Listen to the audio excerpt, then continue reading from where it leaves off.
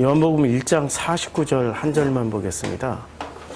요한복음 1장 49절 우리 앞에 있으니까 다 함께 한번 읽어볼까요? 시작. 나다나엘이 대답하되 라삐여 당신은 하나님의 아들이시오 당신은 이스라엘의 임금이로소이다. 아멘. 이 말씀을 보면은 요한복음 1장에서 그 예수에 대한 호칭이 벌써 몇 가지가 나옵니다. 1장 36절에 보면 예수께서 건의심을 보고 말하되 보라 하나님의 어린 양이로다 라고 예수에 대한 호칭이 이렇게 최초로 나왔어요. 그러니까 예수에 대한 호칭이 하나님의 어린 양이었다가 그 다음에 49절에 호칭이 이렇게 많이 바뀝니다. 랍비, 첫째는 랍비, 둘째는 하나님의 아들, 셋째는 임금, 임금인데 어디의 임금이죠? 이스라엘의 임금으로 바뀌었습니다. 우리가 이 호칭의 의미를 다 알 수 있다면 참 좋겠죠. 성경을 이해하는 데 큰 도움이 되겠죠. 우선 랍비는 어떤 존재죠? 랍비는 율법을 가르치는 선생님이세요. 그 다음에 하나님의 아들은 어떤 존재죠? 자, 제가 물어볼게요. 하나님의 아들이 높을까요? 아니면은 세례 요한이 말씀하셨던 하나님의 어린 양이 높을까요? 높낮이로 따져보면 하나님의 어린 양이 높을까요? 하나님의 아들이 높을까요? 하나님의 아들이 높다고요? 제가 물어볼 때는 언제나 함정이 있다는 것을 잘 기억해 두시기 바랍니다. 우리 기독교인들이 왜 예수를 믿을까요? 하나님의 아들이라서 믿는가요? 하나님의 어린 양이라서 믿는 건가요? 이제 막 헷갈리죠? 하나님의 어린 양이라서 믿는다라고 하시는 분들은 내 죄사함 때문에 라는 그 수식어가 따라가는 거고요. 하나님의 아들이라고 해서 믿는 분들은 야, 나도 왕족이구나. 나도 하나님의 아들이 될 수 있겠구나. 그 왕권, 한때 우리 10년 전에 한국 교단을 휩쓸었던 이 왕권, 그런 측면에서 믿는 거죠. 강하고 능력 있는 하나님과 같은 어떤 능력으로. 다시 한번 물을게요. 어린 양이 더 높습니까? 하나님의 어린 양이 더 높다고 생각하십니까? 하나님의 아들이 더 높다고 생각하십니까? 하나님의 아들이 훨씬 더 능력 있고 힘 있고 권능이 있다고 생각하시는 거죠. 왜냐하면 하나님의 아들이니까. 어린 양이라는 것은 그저 바쳐지는 제물에 불과하니까. 그렇잖아요? 우리의 예수의 본질은 하나님의 아들이십니까? 하나님의 어린 양이십니까? 그냥 어린 양이 아니라 하나님의 어린 양이에요. 예수의 본질은 하나님의 아들이 더 본질에 가깝습니까? 아니면 하나님의 어린 양이 더 본질에 가깝습니까? 예. 굉장히 헷갈리는 문제예요. 굉장히 헷갈리는 문제고 미처 생각지도 않았던 기습당했다. 이런 질문을 할 줄이야 생각도 하지 못했다. 뭐 이런 생각들을 하시겠죠. 이 하나님의 어린 양이냐? 하나님의 어린 양이냐? 아니면 하나님의 아들이냐라는 것을 생각하려면은 어느 게 더 본질에 가까울까라는 것을 생각하려면은 먼저 우리가 여기서 호칭했던 두 가지 호칭을 알아야 됩니다. 랍비와 그 다음에 뭐라고 또 얘기했죠? 임금. 임금에 대해서 알아야 됩니다. 랍비는 가르치는 존재이죠. 가르치면서 서비스를 제공하면서 또한 학생들을 가르치면서 학생들을 책임지고 학생들을 섬기는 거예요. 그렇잖아요? 이 랍비라는 존재는 선생이자 그냥 지식만 전하는 선생이 아니고 종교 선생이기 때문에 종교적인 케어까지 다 해주는 그런 존재입니다. 그런데 임금은 어떤 존재이죠? 임금은 통치하고 지배하고 다스리는 존재예요. 강한 권력을 가지고 그 백성을 살리기도 하고 죽이기도 할 수 있는 그런 존재입니다. 그런데 세례 요한은 하나님의 어린 양이라고 표현을 했고 지금 이 세 가지 호칭으로 불렀던 사람이 누가 불렀습니까? 나다나엘이. 근데 성경이 나다나엘이 몇 번 나올까요? 빌립은 또 몇 번 나오죠? 12제자 중에 우리는 12제자 안에 들어가는 것만 해도 굉장한 영광인데 근데 그들의 활동을 살펴보면은 나다나엘, 빌립, 또 누가 있어요? 바돌로메? 뭐 마태? 무슨 활동을 했는지 혹시 아세요? 베드로, 야고보, 요한 외에는 우리는 거의 알지 못합니다. 그냥 이런 단편적인 걸 가지고 이런 성향의 사람들이었구나라는 정도만 추측을 하는 거죠. 그런데 이 나다나엘이 세 가지로 그 이야기를 했습니다. 랍비, 하나님의 아들, 이스라엘의 임금 이렇게 세 가지로 말씀을 한 거죠. 자, 지금 나다나엘이 이 세 가지로 이야기를 할 때와 그 다음에 세례 요한이 하나님의 어린 양이라고 말씀하실 때 예수 사역의 초기였죠. 중기나 말기쯤 됐으면 호칭이 어떻게 바뀌었을까요? 중기나 말기쯤에 대표적으로 예수 사역의 중기쯤에는 초기, 중기, 말기쯤에 그 가운데쯤에 대표적으로 예수에 대해서 고백을 했던 그 베드로의 그 고백문이 우리 성경에서 굉장히 중요하게 인용되고 있죠. 뭐라고 고백했습니까? 변화산 내려오자마자 주는 그리스도시요 살아계신 하나님의 아들이십니다. 자, 주는 그리스도시요 살아계신 하나님의 아들입니다. 이 호칭과 이 호칭을 한번 비교해 보면 이 호칭을 했을 때 주님이 칭찬을 했어요? 안 했죠. 근데 이 호칭을 했을 때는 주님이 칭찬하셨습니다. 무슨 차이가 있을까요? 우린 다 똑같은 것처럼 보이는데. 주는 뭐죠? 아도나이, 나의 하나님이시여. 이스라엘 사람들이 주님 하면은 우리 히브리 말로는 아도나이예요. 여호와를 아도나이라고 부르고 엘로힘을 아도나이라고 부른단 말이에요. 이거는 로마 사람들이 그 주님 했던 그 뉘앙스하고는 상당히 많이 다른 겁니다. 로마 사람들이 주님 하면은 나의 황제시여 이런 뜻이지만 이 이스라엘 사람들이 주님 하면은 아도나이라는 의미로 해석을 하면은 훨씬 더 편할 거예요. 나의 하나님이시여 당신은 그리스도이시고 살아계신 하나님의 아들입니다. 라고 표현을 했어요. 여기서 궁금증 하나. 왜 예수를 살아계신 하나님의 아들이라고 했을까요? 그냥 하나님이십니다 라고 하면 더 편할 텐데. 신학적 논쟁도 없을 거고 골치 아픈 것도 없을 텐데 왜 하나님의 아들이라고 그랬을까요? 하나님의 아들이라는 호칭을 우리는 어떻게 받아들여야 될까요? 우리는 기독교인들은 하나님의 아들이라고 이야기할 때 하나님의 아들로 듣습니까? 하나님이라고 듣습니까? 하나님의 아들이라고 우리는 부르지만 실제 내용물은 뭐라고 지금 우리는 생각하면서 고백을 하고 있어요?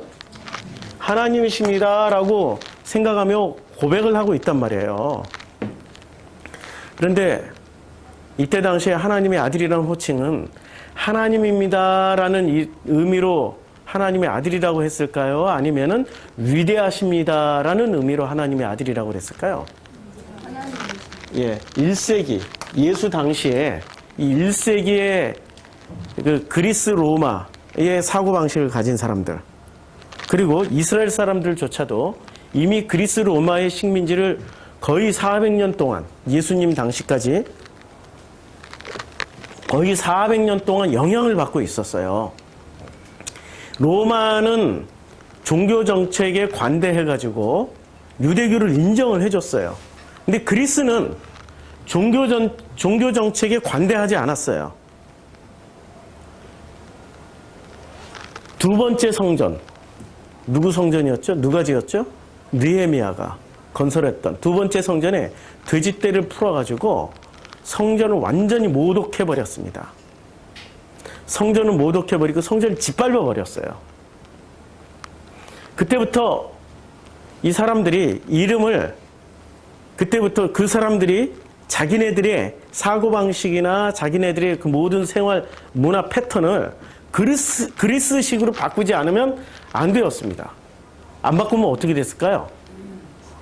그때 당시에 성전이 더럽혀지는 것을 막기 위해서 그래서 바리새인들이 유명해지고 힘을 얻었어요.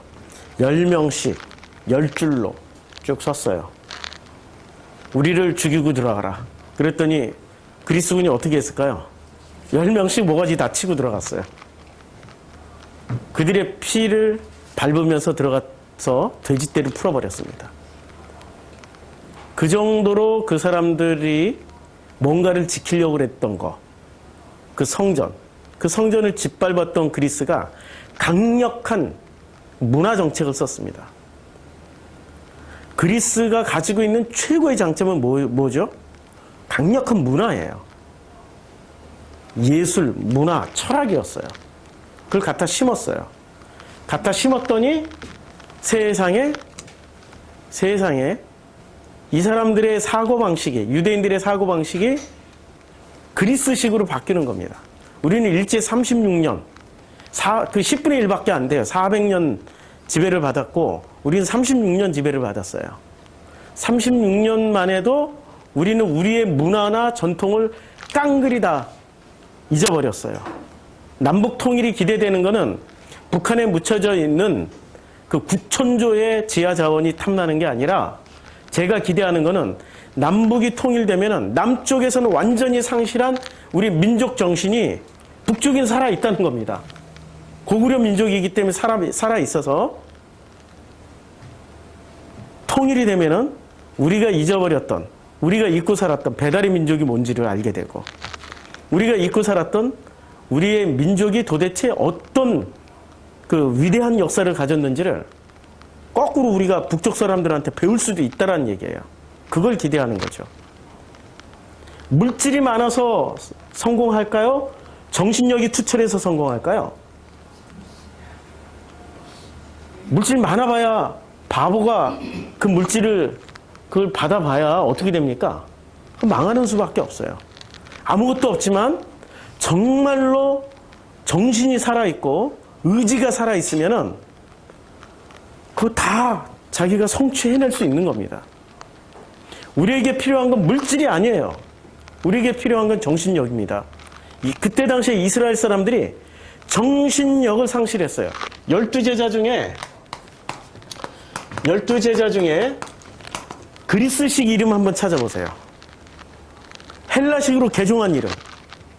12제자 중에 첫 번째 누구를 찾을 수 있죠? 빌립입니다. 필립. 이 빌립이라는 이름은 누구 이름이었어요? 알렉산더 대왕의 아버지 이름이에요. 위대한 알렉산더 대왕의 아버지도 굉장히 유명한 왕이었어요. 12제자 이름 중에 벌써 유대식이 아니고 그리스식 이름이 들어와 있는 거예요. 2명이나 들어와 있습니다. 한 명은 찾아보세요. 한 명은 찾아보세요. 숙제를 줘야 공부할 거 아닙니까? 요한복음 읽고 계십니까? 읽고 오셨어요? 처음 시작할 때는 열심을 가지고 읽지만은 시간이 지날수록 이렇게 흐지부지 시간이 이렇게 우선순위에서 이렇게 제껴지는 거죠. 열심히 읽어보세요. 이렇게 한번 성경을 그 요한복음 강해를 하게 되면은 요한복음을 열심히 읽을 때 그 깊이와 넓이가 함께 나갈 수 있는 거죠. 그리스식으로 개종을 하고 사고방식 자체가 그리스식의 사고방식을 가지고 있었단 말이에요. 그리스식의 사고방식을 가지고 있는 이 사람들은 하나님의 아들이라는 이름이 어떤 의미로 다가왔을까요? 진짜 하나님의 아들은 신이라는 의미로 가지고 있었을까요? 아니면 위대한 사람, 위대한 사람을 칭하는 말로 받아들여야 될까요? 위대한 사람 중에 한 사람은 하나님의 아들이라고 불렀던 거예요. 위대한 사람이다. 그러니까 호칭이 하나님의 어린 양과 랍비와 임금과 하나님의 아들 중에 가장 헬라식은 어떤 표현이 가장 헬라식의 표현이었을까요? 랍비는 유대식이었죠. 임금은 이거는 세속이니까 헬라식 이전에 페르시아식일 수도 있고 바벨론식일 수도 있고 아니면은 이스라엘식일 수도 있고 이거는 전 세계에 다 공통으로 쓰고 있으니까 이거는 뭐 보다 큰 광범위한 뜻이고 하나님의 어린 양은 헬라식일까요? 유대식일까요? 잘 보세요. 하나님 플러스 어린 양이에요. 하나님의 어린 양이라는 건 하나님 플러스 어린 양입니다. 어린 양 하면은 유대식일 수 있어요. 그런데 이게 꼭 유대식이냐라고 따져보면은 고대에 지금 이스라엘이 형성됐고 다윗 솔로몬 시대만 하더라도 그 주변에 있는 모든 가나안 국가나 그 주변에 있던 모든 국가가 아랍이라든지 모든 국가가 예배를 드릴 때 뭐를 잡았습니까? 예? 뭐를 잡았어요? 피해 제사를 드렸어요. 어린 양을 바쳤다는 거죠. 그러니까 그 중에 잘 정결하고 순결한 것을 잡았어요. 나이 먹고 늙고 병든 것을 잡지는 않았단 말이에요. 가장 고결한 것을 바친다라는 의미에서 어린 양이라는 용어가 이미 훨씬 오래전부터 쓰여졌고 보편화되어 있었어요. 이게 꼭 유대식이다라고 말을 하기에는 우리는 너무 편협한 종교관을 가지고 있는 거죠. 이것만이 꼭 유대식이야. 이것만이 꼭 기독교야. 라고 생각하는 것 자체가 아주 편협한 기독교의 모습을 우리가 가지고 있는 겁니다. 벗어나야죠. 그래서 이것조차도 사실은 유대식이 아니에요. 그럼 유대식의 것이 뭐만 남은 거예요? 놀랍게 하나님이라는 호칭 하나밖에 없습니다. 왜 이 호칭 하나밖에 없냐면 어린 양도 이미 고대로부터 섞여 있는 개념이에요. 모든 종교가 다 사용하고 있었다는 거죠. 제물로서 다 바치고 있었어요. 제물로 바칠 때 이 어린 양을 어떻게 바쳤냐면은 바알의 어린 양이요. 이 바알 문헌에 나와요. 바알의 어린 양이요. 아세라의 어린 양이요. 아데미의 어린 양이요. 제우스의 어린 양이요. 그래서 영화 미드 로마를 보시면 로마 보셨나요? 그거 꼭 한번 보세요. 좀 잔인하긴 한데 그 미국 드라마에 로마라는 드라마가 있습니다. 한 15년 전에 했던 것 같은데 1부, 2부가 있는데 그거 꼭 한번 보셨으면 좋겠어요. 그때 당시 로마의 문화와 종교를 아주 잘 표현해 줬어요. 물론 전쟁 장면 같은 경우는 굉장히 잔인해요. 거기 로마의 상류층 사회를 보여줍니다. 이 사람들이 무엇을 할 때마다 항상 이 어린 양의 피를 이 신전에다 이렇게 바르고 갑니다. 그 장면 중에 하나가. 고대부터 시작해서 예수님 시대까지 어린 양을 잡아서 이렇게 피를 바르는 걸로 그들의 하루의 일과를 우리들의 죄를 용서해 주시고 그 사람들이 했던 얘기예요. 영화 미드에서 나왔어요. 우리들의 죄를 용서해 주시고 우리들이 오늘 이런 일을 하려고 그러는데 성공하게 해주세요 하고 나갑니다. 그러니까 어린 양도 섞인 개념이에요. 그런데 이 하나님이라고 호칭 만큼은 이것만이 유일한 유대교일 것이라는 거예요. 왜 그러냐? 이 그리스 로마의 그 분위기 속에서 종교는 다신교였죠. 신이 엄청나게 많았습니다. 다신교였어요. 저는 이 12제자 중에 이 베고요 빼고, 자, 이 베고요가 누군지 아시죠? 베드로, 야고보, 요한. 예, 이 베고요인데, 자, 우리 이 세 사람을 신처럼 존경할 수 있나요? 아니죠. 성경에 이분들의 결함을 너무나도 많이 드러냈어요. 베드로는 3번 부인했죠. 안 되죠. 야고보는 특별한 활동 없었어요. 뭘 존경하기 이전에 헤롯에 의해서 모가지가 띵강 날아갔어요. 일찌감치 끝나버렸어요. 요한은 요한복음과 요한 1, 2, 3서를 기록한 것 외에 뚜렷한 행적이 없어요. 그러니까 요한을 신격화시키기에는 터무니없이 부족하다는 거죠. 그 외에 나머지 12제자 중에 한 명은 또 배신해버렸고요. 11명 중에 11명의 그 행적에 대해서 우리가 자세히 아는 게 없어요. 만약에 이 12명의 행적을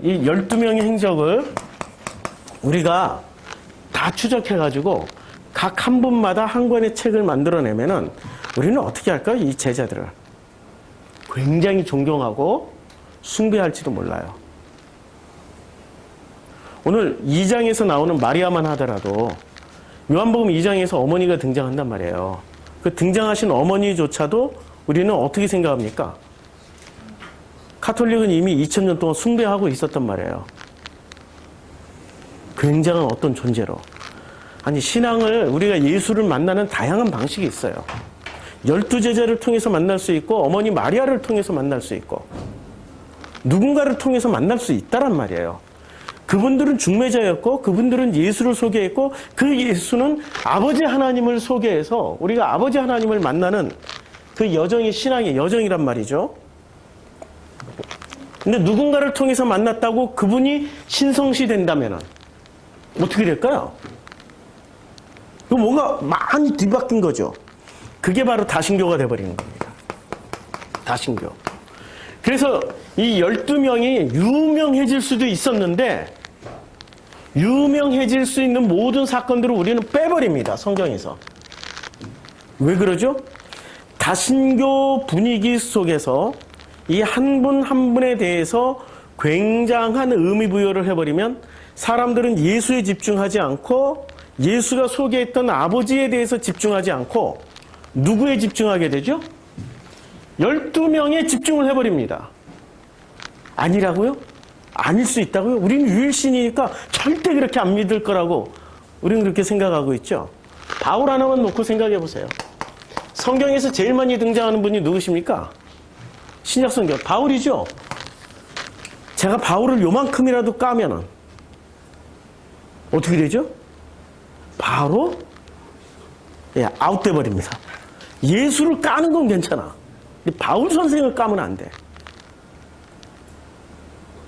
우리는 자기가 붙잡은 것을 신성시하게 되는 순간부터 본받자, 따르자, 바울처럼 되자, 이렇게 그 사람을 중심에 놓는 순간부터 뭐가 되는 거죠? 놀랍게도 자기도 모르는 사이에 그 사람을 신성시하게 됩니다. 그 신성이 조금이라도 훼손되는 것을 용납할 수가 없습니다. 용납해서도 안 되는 거죠. 그게 사람이란 말이에요. 사람은 왜 그 모양이 됐을까요? 사람은 왜 이 모양이 됐을까? 준비를 하다 보니까 지우개를 준비를 안 해. 하다 보니까 그냥 얘를 좀. 자, 이게 우리가 정말 중요시 여겨야 될 것 중에 하나가 이 임금이라는 단어입니다. 임금에 대한 이해를 하면은 임금이 이 사람들에 대한 그 임금이라든 이해를 하게 되면은 우리는 하나님의 아들에 대해서 그 다음에 하나님의 어린 양에 대해서 그리고 랍비에 대해서 알게 된다는 거죠. 우리가 여기서 추론해야 될 단어는 아들이 아닙니다. 어린 양이 아니고, 왜냐하면 섞인 단어들이에요. 여기서 추론해야 될 거는 하나님과 하나님입니다. 이것만이 유일한 유대교의 순수한 것이 이 하나님이랑 호칭에 남아있지 아들에 남아있는 것도 아니고 어린 양에 남아있는 것도 아니에요. 하나님의 아들이다 라고 얘기했을 때 예수님 당시의 개념은 위대하신 분, 뛰어나신 분. 그래서 로마 황제들은 대대적으로 그 로마 시저의 후계자 아우구스티누스 그 밑에 수많은 황제들에게 따라다니는 호칭이 있었습니다. 어떤 호칭들이 따라다녔습니까? 하나님의 아들, 하나님의 아들이라는 호칭이 따라다녔어요. 만약에 좀 계통이 황제가 되는 과정에 있어서 의심적인 그 황제가 있어요. 정통으로 권력을 잡지 못하고, 황제라는 권력을 잡지 못하고, 자기가 어떻게 야매로 어떻게 하다 보니까 황제가 됐어요. 황제가 되면은 그 사람들은 사람들이 하나님의 아들이야 라고 얘기를 해주지 않고 본인 스스로가 나는 하나님의 아들이야 라고 얘기를 합니다. 사람들이 안 불러주니까 자기가 스스로 그렇게 선포를 해버리는 거죠. 그게 이때 당시에 관습이요, 그 문화였고 풍습이었어요. 자, 요한복음 1장 49절에서 요한복음에서는 임금이란 단어가, 임금이란 호칭이 여러 번 나옵니다. 요한복음 1장 49절에서 최초로 등장을 했습니다. 최초로 등장을 했지만은 이 개념을 우리가 알기 전에 사도행전 1장에서 나오는 개념을 먼저 알아야 될 것 같아요. 자, 그들이 모였을 때 사도행전 1장은 언제적 얘기입니까? 예수가 승천하기 직전의 이야기예요. 예수가 승천하기 직전에 사람들이 다, 제자들이 다 모였어요. 사도들이 다 모였어요. 그들이 모였을 때 그 모인 사람들이 예수께 물어봅니다.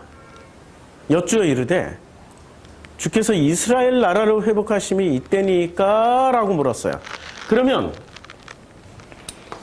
예수님이 십자가에 달려 돌아가시고 부활하셨고 승천하기 직전까지 지금 이 사도들은 예수를 뭐로 생각하고 있었습니까? 임금으로 생각했을까요? 하나님의 아들이라고 생각했을까요? 하나님의 어린 양이라고 생각했을까요? 랍비라고 생각했을까요? 임금, 여기에 방점이 찍혀 있는 거죠. 하나님의 어린 양도 아니었다니까요? 하나님의 아들도 아니었어요. 랍비도 아니었어요. 지금 이 사람들의 머릿속에는 온통 가장 강력한 이름, 임금. 임금 이꼴 황제라는 의미죠, 황제. 이 사람들에게는 강력한 권력을 가지고 있는 이 세속의 왕, 임금. 이게 머릿속에 강력하게 자리를 잡고 있었습니다. 그랬더니 1장 주께서 이스라엘 나라를 회복하심이 이때니까? 라고 물어봤더니 예수가 대답하십니다. 이르시되, 대답을 하세요. 때와 시기는 아버지께서 자기의 권한에 두셨으니 너희가 알 바 아니야. 알 바 아니야. 그렇죠? 누가 다. 그러니까 예수가 말한 핵심은 뭐죠? 너희가 알 바가 아니란 얘기입니까? 아니면 때와 시기는 누가 정한다라고 얘기한 겁니까? 핵심은 아버지가 정한다는 거예요. 여기서 관점은, 이 사람들이 임금이라고 물어봤을 때의 관점과 예수님이 대답한 관점이 달라요. 예수님이 대답한 관점은 어떤 관점이에요? 하나님, 아버지가 모든 관점의 중심에 있었고, 이 제자들의 관점은 어디에 있었습니까? 자기 나라, 자기에게 관점이 있었어요. 모든 출발지나 모든 출발선상이 자기한테 관심이 집중되어 있었단 말이에요. 그래서 이 자기에게 관심이 집중된 사람들의 이야기를 한번 보자고요. 자, 요한복음 6장 15절에 임금이란 단어는, 요한복음에 나오는 임금이란 단어를 그냥 다 뽑아봤어요. 요한복음 6장 15절에 그러므로 예수께서 그들이 와서 자기를 억지로 붙들어 무엇을 삼아요? 임금으로 삼으려는 줄 아시고 다시 혼자 어디로 떠납니까? 예, 산으로 떠나갑니다. 임금으로 삼으려는 줄 알고 다시 혼자 산으로 떠나갑니다. 예. 자, 그래서 이제 다시 혼자 산으로, 예수가 왜 다시 혼자 산으로 떠나가실까요? 다시, 이 다시라는 단어를 중심에서 다시 혼자 산으로 떠나간다. 그러니까 산으로 떠나갔던 게 처음입니까? 여러 번입니까? 여러 번. 예수는 산으로 갈 때마다 뭐를 했을까요? 복음서에서는 예수가 산에 가는 일은 뭐하러 가시죠? 등산하러 가세요? 기도하러 가는 거예요. 왜 기도를 하실까요? 우리는 여기서 기도의 본질을 우리가 배울 수 있는 좋은 기회입니다. 왜 기도를 하러 가셨을까요?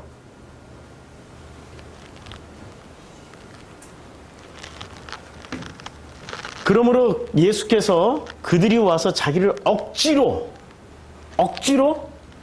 붙들어서 임금으로 만들려는 줄 알고 다시 혼자 산으로 갑니다. 억지로.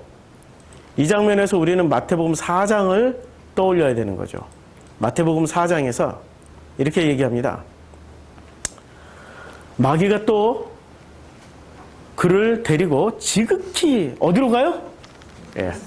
예, 산은 어떤 장소입니까? 뭔가 대결하는 장소예요. 대결하는 장소예요. 이걸 마귀로 표현했던 거는 이때 당시에 사람들이 마귀라는 말을 쓰지 않으면 이해를 못하는, 이미 그리스 로마 아리안족 속의 이혼론에 쩌들어 있는 사람들이었기 때문에 마귀라는 표현을 갖다 쓸 수밖에 없었어요.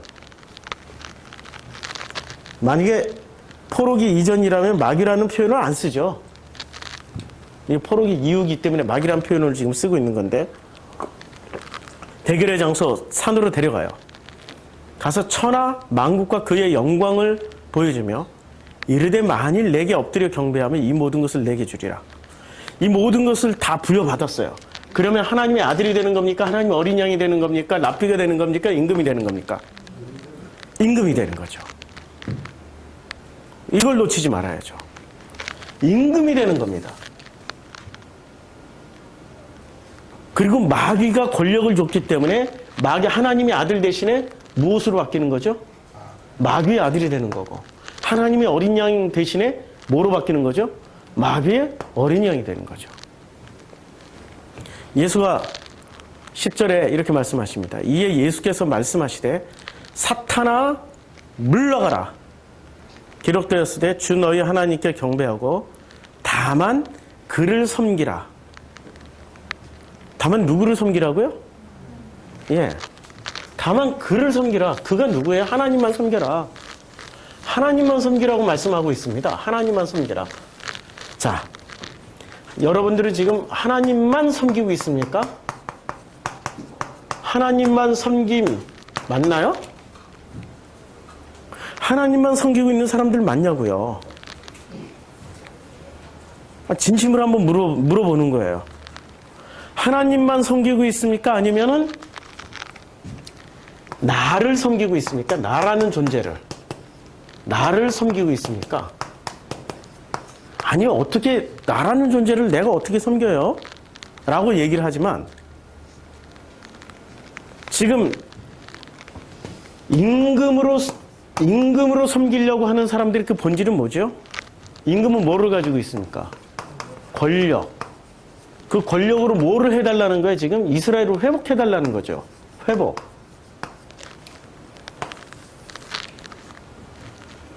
회복해달라는 거예요. 그러니까 예수의 어떤 것을 섬겼던 거예요? 예수의 어린 양 됨을 섬겼던 거예요? 아니면 예수의 그 아들됨을 섬겼던 거예요? 아니면 예수의 가르치는 능력을 섬겼던 거예요? 뭘 섬겼던 거예요? 예수의 강력한 어떤 힘을 섬겼던 거예요. 추종을 했던 거죠, 지금 이 사람들은. 예수의 강력한 힘을 추종했어요. 자, 그러면 예수의 강력한 힘을 추종했던 그 사람들은, 보세요. 그 강력한 힘이 왜 필요했죠? 이스라엘 나라가 회복되면 누가 회복돼요? 자기와 자기 가족이 회복이 되니까. 회복되리라고 믿고 있었으니까. 그리고 세금을 덜 내도 되고, 그만큼 로마에 몸을 덜 갖다 바쳐도 되고, 자기식으로 마음껏 종교 생활은 로마는 종교를 다 풀어줬어요. 종교하고 상관없이. 세속적으로 돈 문제가 다 걸려 있는 거죠.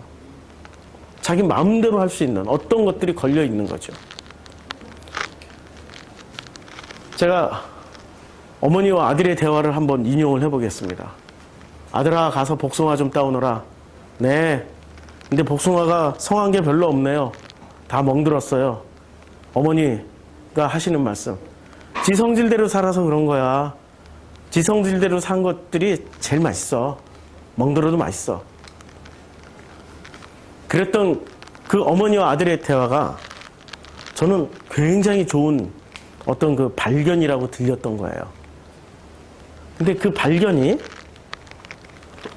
무엇을 발견한 겁니까? 지 성질대로 살아야 이렇게 치이고 저렇게 치여서 멍들고 멍들 대로 멍든 복숭아는 제일 맛있는 거예요. 멍 안 들고 멀쩡한 거는 별로 맛이 없어요. 그리고 진짜 맛있는 복숭아는 어떻게 먹어야 된다고요? 캄캄한 밤중에 불 끄고 먹어야 돼요. 왜 그런 줄 아세요? 먹다 보면 반토막이 나올 수 있으니까. 실제로 우리 복숭아 먹다 보니까 벌레가 이렇게 기어나가. 한 마리 잡았다고요. 복숭아를. 그 먹는 것 중. 근데 그런 대화를, 그 기가 막힌 대화를 나눴던 그 어머니와 아들이, 사실은 이런 걸 추구하고 있었습니다. 잘 보이세요? 예. 예배를 잘 드리면 복 받는다. 예. 그 다음에 11절 잘 들으면 물질의 축복을 받는다. 이 복 받는 비결. 너무 크나요? 예. 주의 종 잘 섬기면 자녀가 복 받는다. 성경을 잘 읽으면 지혜의 복 받는다. 기도를 잘 드리면 능력의 복 받는다. 전도를 잘하면 면류관의 복을 받는다. 부모를 잘 섬기면 장수의 복을 받는다. 이 상관관계가 있는 걸까요, 이게? 아무리 생각해도 이거 상관관계가 없는데. 부모를 잘 섬기면 가정이 화목하다. 이러면 상관관계가 있죠. 근데 왜 장수의 복이? 형제와 잘 지내면 어려울 때 복 받는다. 이게 뭔가 조건부 같아. 진짜 진심으로 잘 지내는 관계가 아닌 것 같아. 교회 봉사 잘하면 건강에 복 받는다. 이웃사랑 잘하면 주님의 사랑 받는다. 이걸 제가 사람들한테 물어봤더니 여기서 핵심은 몇 번이냐? 2번과 9번이라는 거예요. 2번과 9번. 2번과 9번을 위해서 나머지 1부터 10까지가 필요했다는 얘기를 하더라고요. 어떤 분들이. 예. 무슨 말인지 알겠죠? 11조가 핵심이었고 교회 봉사가 핵심이었어. 그 다음에 하나 더 하면 주의 종 3번. 주의 종 잘 섬기며.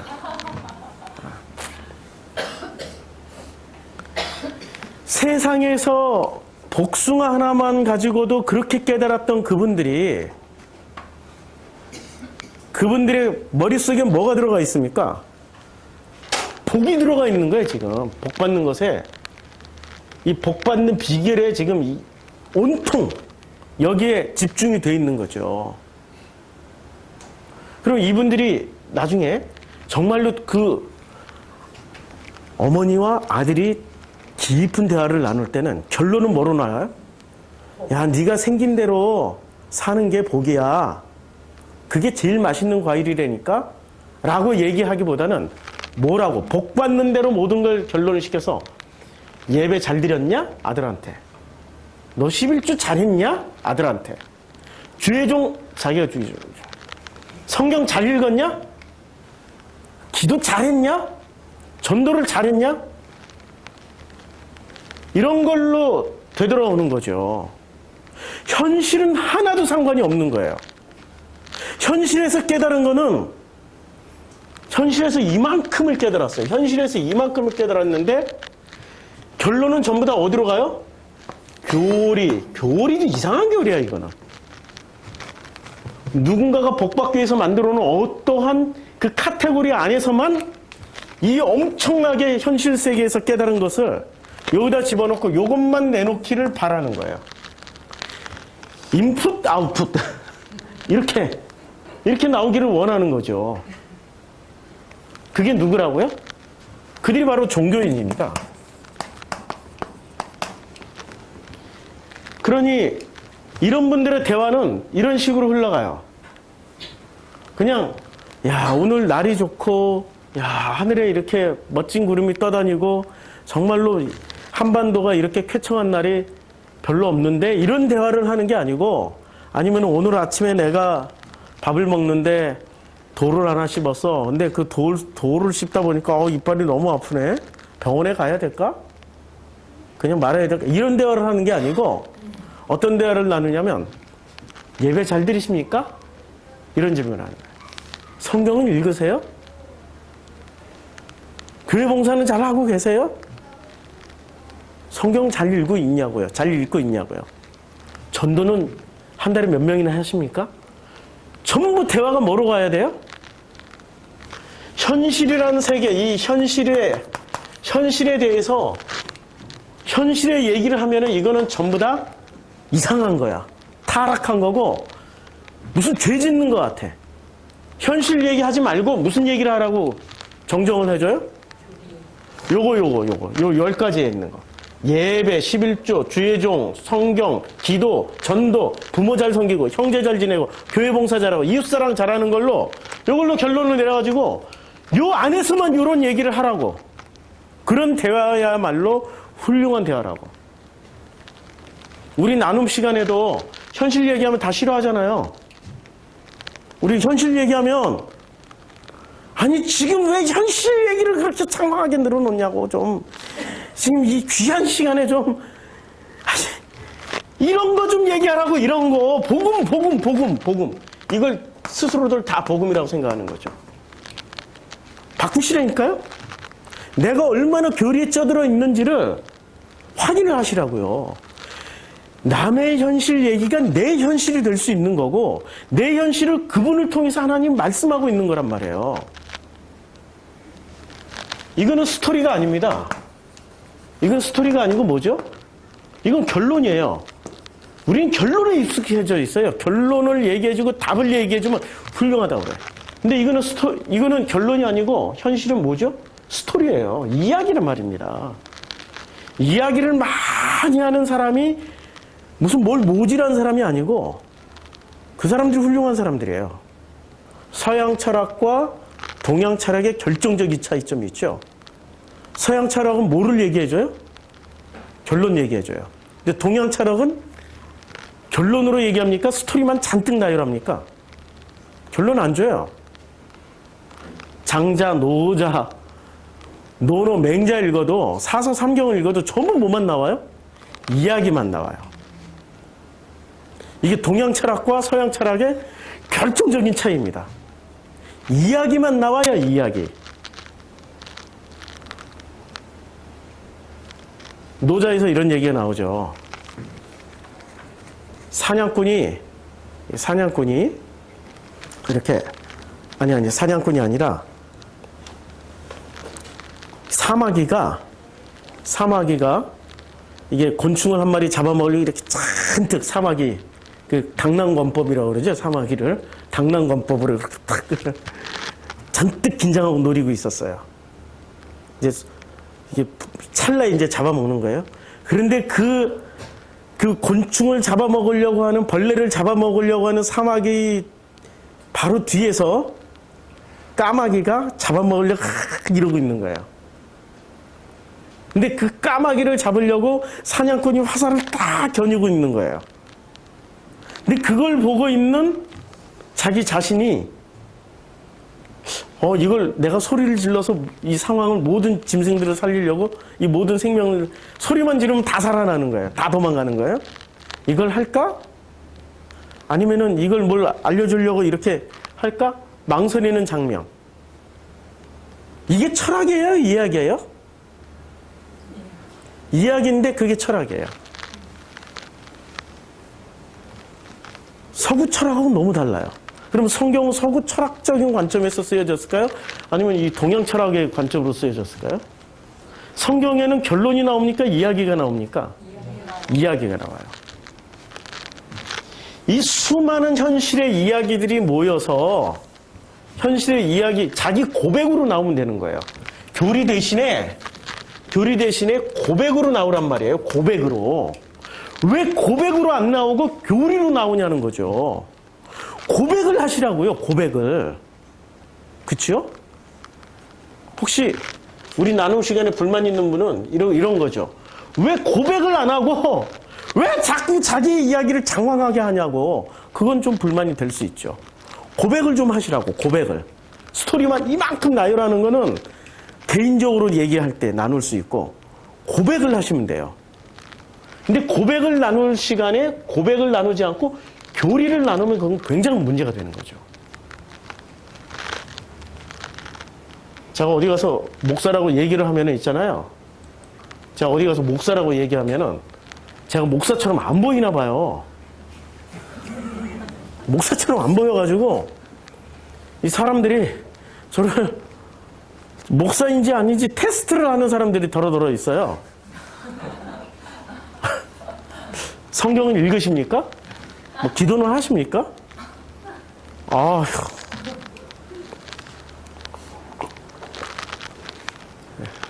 제가 거제도 갔는데 이제 식사를 같이 하게 됐어요. 근데 우리 교회는 그냥 기도 안 하고 밥 먹잖아요. 시온이가 여행 가는 바람에 그나마 전시온이 식사 기도를 해줬는데 식사 기도 할 사람이 없으니까 공석이니까 기도 안 하고 그냥 먹잖아요. 몇 번 다른 분 시켜봤더니 전시온이만큼 기도를 안 하는 거야. 시온이는 장점이 아주 짧고 간결하게 식사 기도가 10초 이내에 끝나. 근데 우리는 오랜 습관이 있어가지고 최소한 10초 이상을 해. 가자마자 밥상을 딱 받아놓고 저한테 식사 기도를 하라고 그러시더라고요. 이게 몇만 년 만의 기도야, 이게? 얼마나 당황스럽든지. 네. 기도하는데 갑자기 옛날 습관이 나와가지고 옛날 습관이 두 가지가 있습니다. 첫째 습관이 1번입니다 하면 딱 끝났는데 안 웃으시네? 1번입니다, 식사 기도. 잠자기 전에 2번입니다. 아침에 일어나서 3번입니다. 그러니까 내용은 다 입력돼 있어. 하나님 아시죠? 1번입니다. 네. 이제 삐리 오세요? 그렇게 하면은 다들 다 기절할 것 같아가지고 또 하나의 습관. 주여 이 음식을 주셔서 감사드리옵고 이 음식이 있기까지 주여 이 수고하신 손길들을 축복하여 주시옵소서 말해요. 어쩔 수 없이 했어요. 그 다음부터 밥 먹을 때마다 기도를 해야 돼. 기도 끝나기 전까지 기다려야 되기 때문에 배는 고파 죽겠는데 그래서 나도 모르게 어느 순간은 밥을 먼저 이렇게 그 반찬을 하나 또 집어 먹었어요. 기도도 안 왔는데.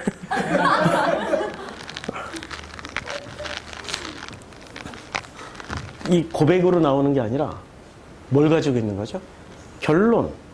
교리로 만들어진 어떤 결론들을 내놓는 거죠. 성경 풍부한 스토리로 되어 있습니다. 이 풍부한 스토리의 핵심이 뭔지 아세요? 하나님의 아들을 찾는 게 핵심입니까? 하나님의 어린 양을 찾는 게 핵심입니까?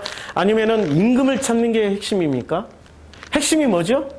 하나님이 누구냐? 그리고 그 하나님과 나와 어떤 관계가 있느냐? 그게 핵심이에요. 성경의 핵심은 내가 하나님과 어떤 관계를 가지고 있느냐, 어떤 관계를 유지하고 있느냐를 가르쳐 주는 게 핵심이에요. 나와 하나님의 관계는 어떤 관계죠? 나와 하나님의 관계는.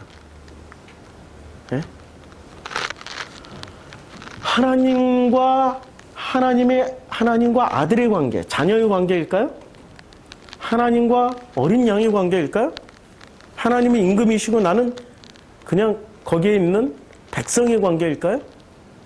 지금 이걸 얘기하는 거예요. 요한복음 1장은 놀랍게도 이때 당시에 사람들이 제일 궁금해했던 것들, 그것을 얘기를 해주고 있는 겁니다. 제일 궁금해하고 있는 것들. 그래서 그러므로 예수께서 그들이 와서 자기를 억지로 붙들어 임금으로 삼으려는 줄 아시고 다시 혼자 산으로 떠나가 버리셨어요. 임금으로 삼는 것을 왜 예수는 거부했을까요? 왜 자신을 임금으로 삼는 것을 왜 거부했을까요? 임금이라는 호칭과 하나님의 어린 양과 하나님의 아들이라는 호칭은 양립할 수 있는 관계일까요? 아니면 서로 상반된 관계일까요? 상반된 관계죠. 잘 보세요. 임금이라는 호칭과 하나님의 어린 양과 하나님의 아들은 서로 공존할 수 있는 관계가 아니에요. 여기는 주종의 관계란 말입니다. 주종. 주인과 종의 관계. 임금과 신하의 관계예요. 주인과 종의 관계. 아니 도대체 우리나라 목회자들이 세상에도 없는 말. 미국 목회자들 사이에서 미국 교회에서는 주의 종이란 말이 없어요. 미국 교회에서 오셨으니까. 없죠. 주의 종이란 말은 없어요. 유럽 교회도 주의 종이란 말은 없고요. 아프리카 교회도 저 동유럽, 동방교회, 러시아 정교회에도 주의 종이라는 단어가 없어요. 유일하게 주의 종이라고 쓰고 있는 나라는 어느 나라 기독교? 짝퉁 기독교밖에 없어요. 그게 짝퉁이라니까요? 주의 종이라고 했으면 주의 종놈 새끼 아니야, 그냥 한마디로 말하면. 주의 종 아니야. 종이 높아요, 아들이 높아요. 왜 하나님의 아들들한테 감히 주의 종이 뭐 11조 해라, 무슨 헌금해라, 요따위 소리를 하고 있냐고. 근데 그런 종 앞에 머리를 조아리는 것을 진심으로 신앙생활 잘하고 있다라고 가르치는 게 어느 나라 종교예요? 예, 대한민국의 종교예요. 대한민국의 종교가 뭔가가 이상하게 많이 뒤틀려 있어요. 1990년대까지 우리나라가 제가 알고 있는 기독교, 제가 체험한 기독교 60년대부터 시작해서 80년대, 90년대 이후 요 어간에 뭐가 어마어마하게 바뀌었어요. 뭐가 바뀌었냐면 교회라는 명칭이에요. 교회. 우리는 이때 60년대부터 80년대까지는 성전이라고 불렀어요? 예배당이라고 불렀어요? 예배당이라고 불렀고 교회당이라고 불렀어요. 예배당이 변해서 연회당으로 바뀌기도 했지만 예배당이라고 불렀어요. 예배당, 그냥 교회를 예배 드리는 어떤 그 장소 개념으로. 그러니까 당이라고 뭘 제일 많이 붙이는 데가 어디죠? 당. 예? 그러니까 뭐 공화당, 뭐 민주당 이런 거 빼고 당이라고 제일 많이 붙이는데 그 장사하는 어느 아이템이 어떤 장사가 제일 빵집 이성당. 군산에서 제일 유명한 빵집 이성당. 그쵸? 빵집은 다 당이라고 붙여요. 그러면 당이라는 게 무슨 의미일까요? 장소라는 의미예요. 네. 장소. 예배당은 예배 드리는 장소. 그게 교회였단 말이에요. 근데 80년대 중후반부터 슬슬 뭐가 바뀌었어요. 예배당이랑 안 부르고 뭐라고 불러요? 성전이라고 바뀌죠. 성전. 왜 성전이라고 바뀌었을까요? 이게 80년대, 90년대. 특히 90년대부터 2000년도까지. 요때 교회 건축을 제일 많이 했어요. 대한민국에서. 요때 교회 건축을 제일 많이 하면서 빚을 몇십 조를 빚을 져가지고 한 달에 우리가 그 교회가, 대한민국 교회가 갚는 빚이 아니 그냥 이자만, 원금 빼고 이자만 얼마 갚는 줄 아세요? 매달 나가는 이 대한민국 교회 전체가 교회당을 집시다, 뭐 예배당 집시다 이러면은 사람들이 헌금을 안 하니까 예배당 차원을 품격을 높여놨어요. 뭐라고 높여놨죠? 성전으로 높여놓으니까 헌금이 막 쏟아지는 거예요. 성전으로 품격을 높여놨어요. 품격을 높여놨더니 헌금이 쏟아졌는데도 불구하고 아니 헌금은 요 정도인데 교회 성전 교회당 나도 헷갈려. 이 성전은 이따만하게 지어놓은 거예요. 그리고 나머지는 다 빚이야. 그러니까 한 달에 8천조를 갚습니다. 8천조가 아니라 8천억. 한 달에 8천억을 뭐로만 나가요? 오직 이자로만. 이자로 나가는 8천, 원금 빼고 이자만 8천억이 나가요. 이 8천억을 교회가 그냥 교회당 조그만 거 쓰고 나머지 돈으로 8천억, 이자 나가는 8천억 가지고 끊임없이 가난한 사람, 어려운 사람, 이웃, 소외당하는 사람들, 이런 사람들에게 끊임없이 지원을 하고 사회복지시설을 만들었다면은 지금 교회 인구가 이렇게 감소할 게 아니라 폭발적으로 성장해서 아마 지금 대한민국은 그 기독교 국가가 됐을지도 몰라요. 그렇죠? 애석한 일이죠. 전부 다 어디다 다 투자해버렸어요?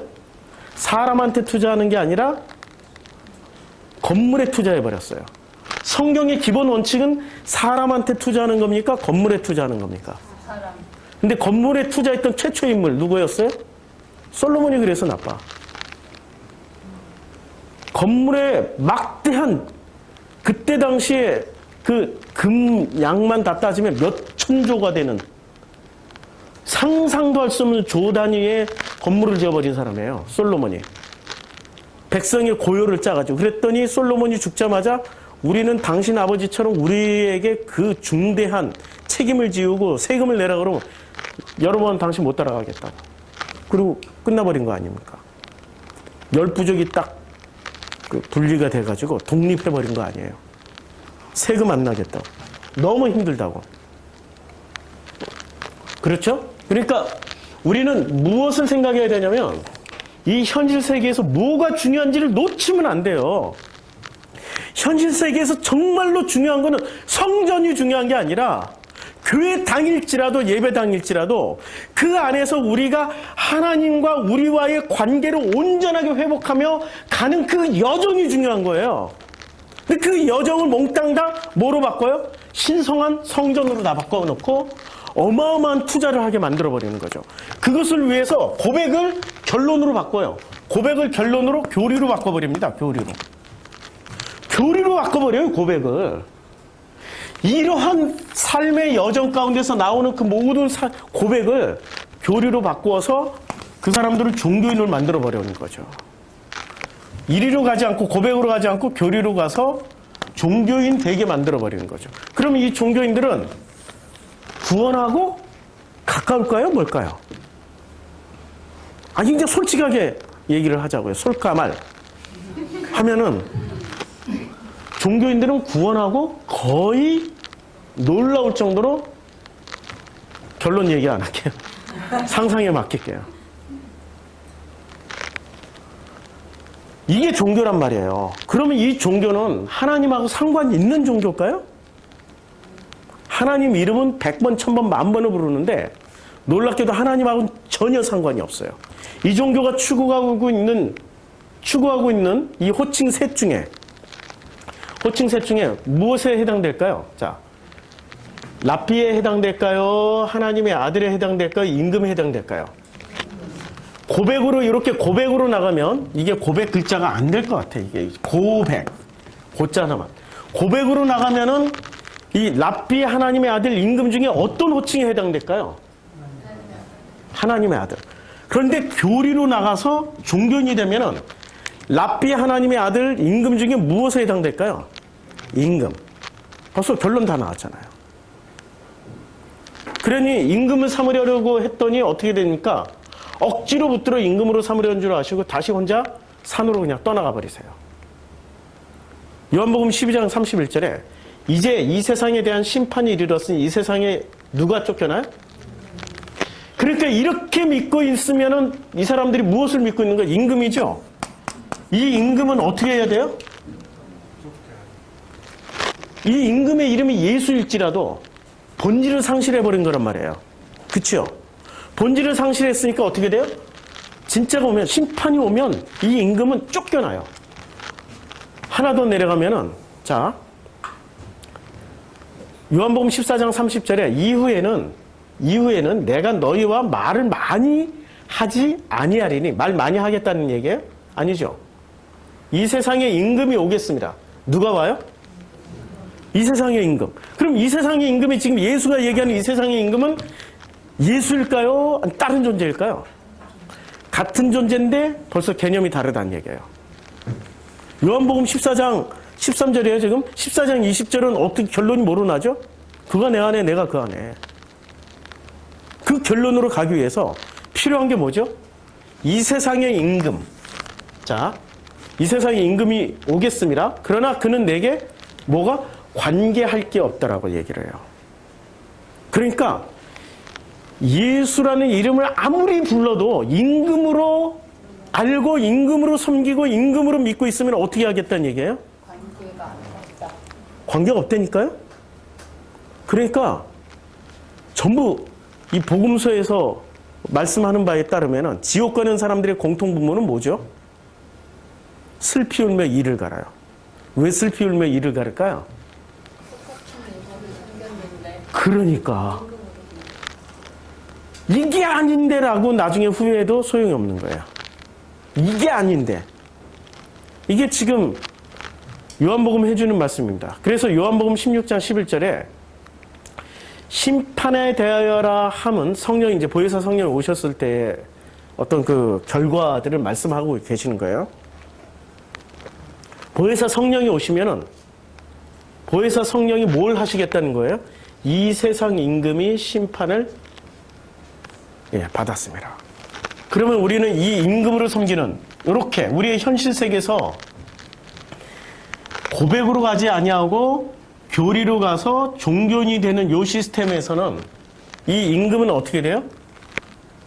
성령이 오면은 심판을 받았기 때문에 어떻게 된다는 얘기예요? 고백으로 간다는 얘기예요.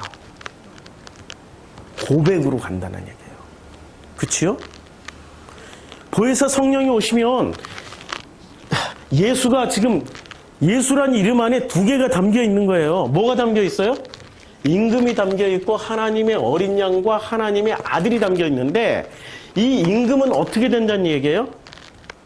이제는 심판을 받아서 이게 가짜라는 게 판명이 난 거예요. 진짜인 이 고백이 나오는 거예요. 하나님에 대한 고백이 나오게 시작한다라는 거죠. 이것이 심판당했기 때문에 하나님에 대한 고백이 나온다는 얘기예요. 이게 지금 요한복음 나다나엘이 말씀을 했을 때 나다나엘이 미처 이런 것까지 생각을 하지 못하고 얘기를 했어요. 나다나엘이 대답하되 납비여 당신은 하나님의 아들이시오 당신은 이스라엘의 임금이로소이다 라고 이렇게 말을 할 때는 미처 이 정도까지 생각은 하지 못하고 얘기를 했지만은 그러나 이것을 통해서 나다나엘은 자 이렇게 주님은 이렇게 말씀하십니다. 예수께서 대답하여 이르시되 내가 너를 무화과나무 아래에서 보았다 하므로 믿느냐? 이거 왜 믿게 됐어요? 예수를? 인격적인 관계 내에서 믿은 겁니까? 아니면은 뭔가를 보고 믿은 겁니까? 이 사람은 종교인이에요, 나다나엘은. 철저하게 종교인이에요. 예수와 인격적인 관계로 믿었던 사람이 여기서 나옵니다. 자, 이제 요한의 말을 듣고 예수를 따른 두 사람 중에 한 사람은 시몬 베드로의 형제 안드레였어요. 요한의 말을 듣고 예수를 따랐어요. 그래서 이제 그가 먼저 자기 형제 시몬을 찾아 말하되 우리가 메시아를 만났다 하고 그리고 데리고 예수께로 오니 예수께서 보시고 이르시되 내가 요한의 아들 시몬이니 장차 개바라 하리라. 요 사이에 뭐가 있었습니까? 안드레가. 두 사람 중에 하나는 시몬 베드로의 형제 안드레였는데 그가 시몬을 찾아가서 얘기를 했어요. 이 사이에 무슨 일이 있었어요? 네? 두 제자가 이제 하나님의 어린 양이로다라는 말을 듣고 찾아갔던 거예요. 하나님의 어린 양이로다. 이 사람은 지금 방점이 어디에 찍혀 있었던 거예요? 하나님과 어린 양이 찍혀서 이게 뭐지? 라고 찾아갔던 거예요. 그래서 두 제자가 그의 말을 듣고 예수를 따르기 시작을 했어요. 말을 듣고. 지금 나다나엘하고 뭔 차이가 있죠? 나다나엘은 예수께서 대답하여 내가 너를 무화과나무 아래에서 보았다므로 믿느냐? 그런데 지금 안드레는 뭐를 보고 따라갔어요? 예수의 말을 듣고, 그의 말을 듣고 예수를 따르거늘 그 말을 듣고, 그리고 이 예수의 말을 통하여 가지고 이제 예수의 말을 통하여서 시몬을 데려갔단 말이에요. 그렇죠? 이 사이에 두 제자가 이런 과정에 있었습니다. 두 제자가 지난주 설교 내용이었어요. 예수를 찾아갔고 예수와 많은 토킹 어바웃이 있었어요. 많은 얘기를 했어요. 많은 얘기를 하고 난 후에 비로소 이분이 메시아 맞다라는 확신을 한 사람이 가졌어요. 그 한 사람은 가지지 못하고 어디로 사라졌는지 모르게 사라졌어요. 확신을 가진 그 사람이 안드레였고 자기 형인 시몬을 데리고 왔습니다. 지금 나다나엘하고는 어떤 차이가 있죠? 안드레하고 나다나엘은? 안드레는 예수와 많은 얘기를 했어요.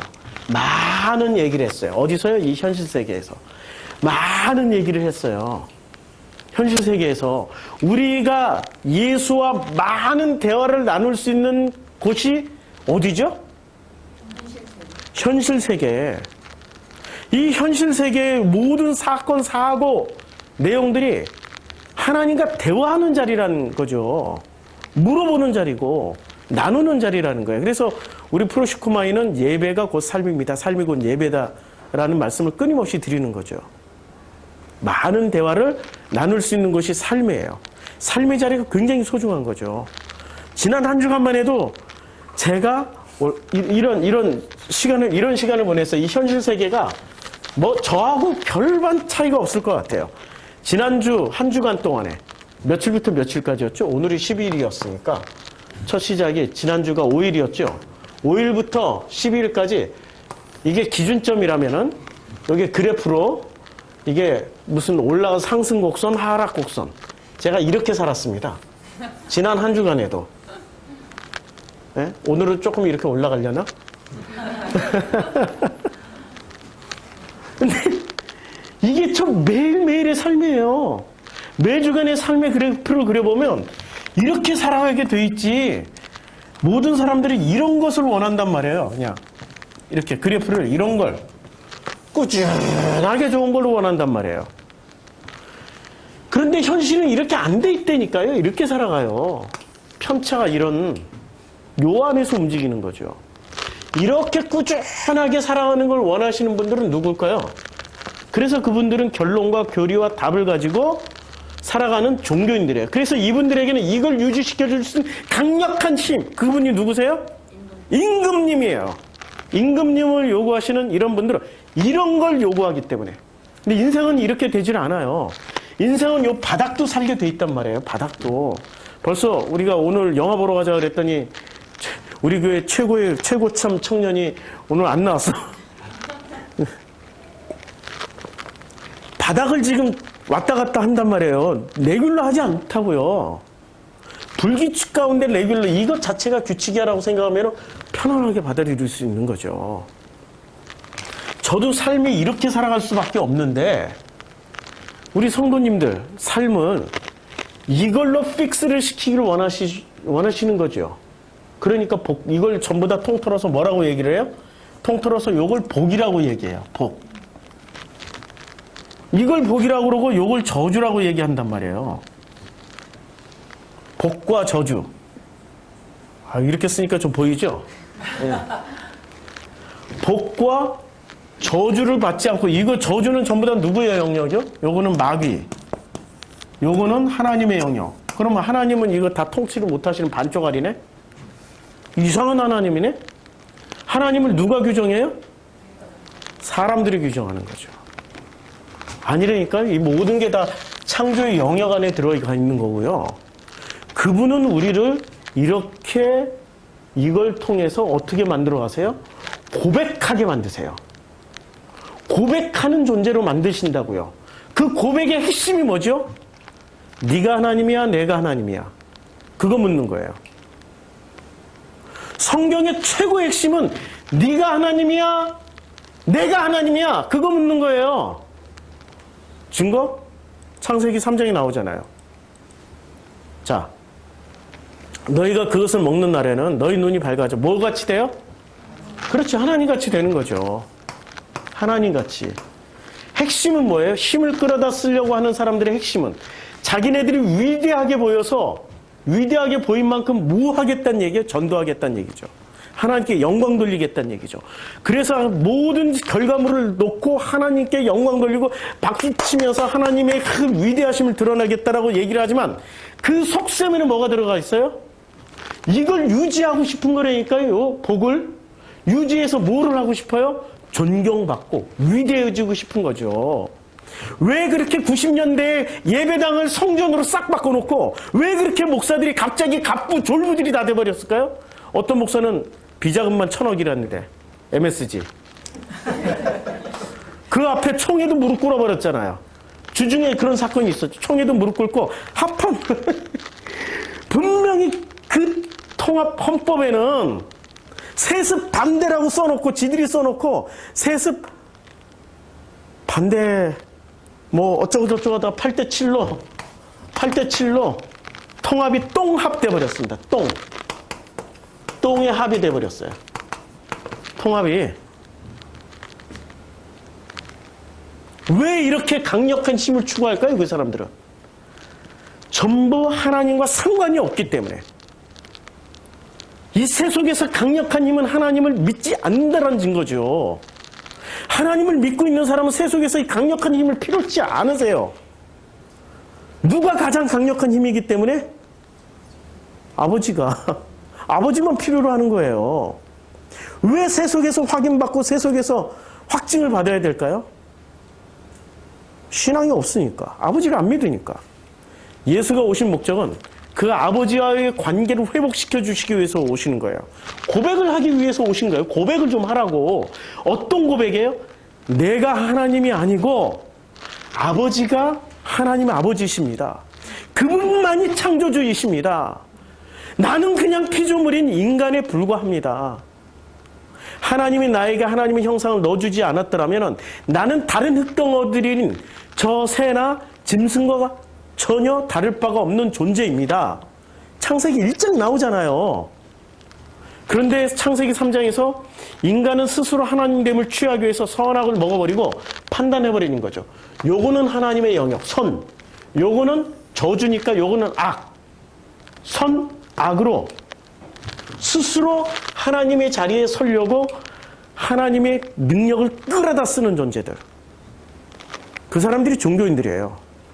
종교는 복음하고 구분해야 됩니다. 기독교 내에서 우리가 이제 종교를 분리해내지 않으면은 결코 우리는 복음으로 넘어올 수가 없습니다.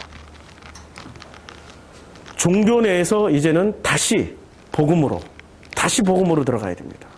아니 원래 복음으로, 다시가 아니고 원래 지금도 존재했고 과거에도 존재하고 앞으로도 영원히 존재할 그 복음으로. 그 복음의 핵심은 아무리 하나님을 찬양하고 하나님께 영광 돌리고 하나님의 이름을 부르면서 박수를 치더라도 그들은 누구를 쫓고 있는 거죠? 그냥 세상 임금만 쫓고 있는 사람들입니다. 진짜 하나님을 쫓는 사람들은 고백하면서 사는 존재들이에요. 올라갈 때나 복받을 때나 힘들 때나 복받을 때나 힘들 때나 끊임없이 일관된 고백이 나오는 사람들입니다. 그 일관된 고백이 뭐죠? 아버지가 나의 하나님이 되어주셔서, 하나님이 나의 아버지가 되어주셔서 정말 눈물 나게 고맙고 감사드립니다. 이렇게 행복할 때도 눈물 나는데 참 힘들 때도 그 아버지가 계셔서 너무 고맙고 감사합니다. 지난주 8월 5일 예배 끝나고 약속을 어긴 우리 딸내미를 또 화정까지 직접 가서 픽업해서 8월 5일이 우리 아들 진우 기일이 아닙니까? 네, 또 갔다 왔어요. 무슨 말을 못하겠더라고, 묘지 앞에 서서. 무슨 제사를 드린다고 무슨 소주 한 잔도 뿌리는 것도 아니고 이 애는 술 별로 좋아하지 않았네.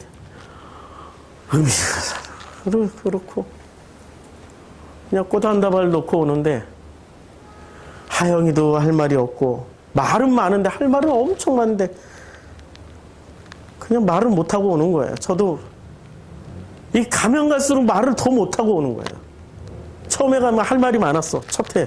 두 번째에도 할 말이 많았어. 세 번째에도 주저리 하다가 네 번째, 다섯 번째쯤 되니까 말이 없어, 말. 그냥 꽃 한 다발 놓고 우리를 픽업해 주신 우리 주선의 성도님하고 같이 그냥 밥 먹으면서 화정에서 또 이은 성도님하고 화정에 사니까 같이 밥 먹으면서 그런 일을 갔다 왔음에도 불구하고 이제 또 하영이를 마음의 상처를 확 줘버렸어요. 다른 분들한테 인사도 안 드리고 그냥 확 가버렸어. 그러고 사는 거예요. 그러면서 뭘 깨달아요? 복숭아는 지 성질 머리대로 살아서 그렇게 생긴 거야. 그래야 맛있는 거야. 지 성질대로 살았기 때문에 맛있는 거야. 그게 고백으로 나오는 거죠. 고백하면서 삽시다. 기도하겠습니다. 아버지 하나님, 여러 가지 시험을 만나거든 기뻐하라고 말씀했습니다. 시험을 참는 자는 복이 있나니 이는 시련을 견뎌낸 자가 주께서 자기를 사랑하는 자들에게 약속하신 생명의 면류관을 얻을 것이기 때문이다라고 말씀하셨습니다. 이제 우리는 교리를 결론으로 답으로 내놓는 사람들이 아니라 이 삶의 모든 여정 가운데서 그것을 고백으로 내놓는 저희들 되도록 축복하여 주시옵소서. 예수님의 이름으로 기도드렸습니다.